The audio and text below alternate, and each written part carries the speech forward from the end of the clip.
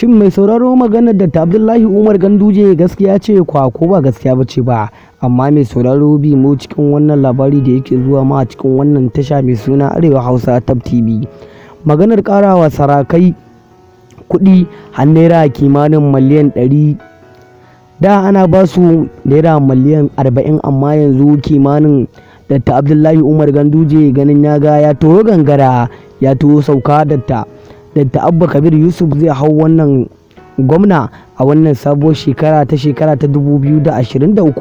Amma mai sauraro za mu kawo ma wannan cikakken rahoto da yake zuwa ma da Dr. Abdullahi Umar Ganduje da ya fito ya jawabi akan Dr. Abba Kabir Yusuf na cin wannan zaɓe da ya yi. Wannan maganar ƙarin kuɗaɗe da ya yi ganin ya ga Abba Kabir Yusuf ya hau wannan gwamna na Najeriya ga baki ɗaya kenan, shine ya fito da salon wannan ƙara kuɗaɗe da ya yi domin ya ɗora Abba Kabir nauyi ganin ya ga ya ci shugaban ƙasa Najeriya kenan. Amma mai sauraro wannan labarin yana zuwa ma kai tsaye cikin wannan sabuwar tasha mai suna Arewa Hausa Tab TV.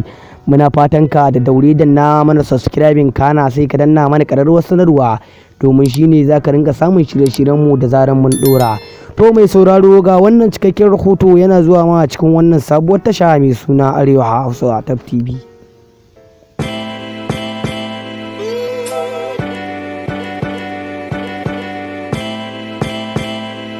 Mai sauraro wannan cikakken rahoto da yake zuwa ma da Dr. Abdullahi Umar Ganduje game da wannan ƙarin kuɗaɗe da ya yi har naira kimanin miliyan 100 kenan, da a baya ana biyan su miliyan 40 ganin Abba Kabir Yusuf ya ci zaɓe a wannan shekara ta 2023 kenan.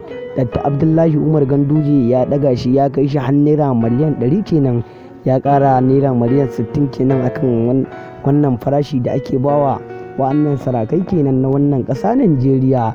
Amma mai sauraro za ku ji ta maganar Abba Kabir Yusuf ya fito ya yi magana akan Dr. Abdullahi Umar Ganduje, ya fito ya yi maganganu akan Dr. Abdullahi Umar Ganduje. Amma mai sauraro mu cikin wannan labari da yake zuwa ba.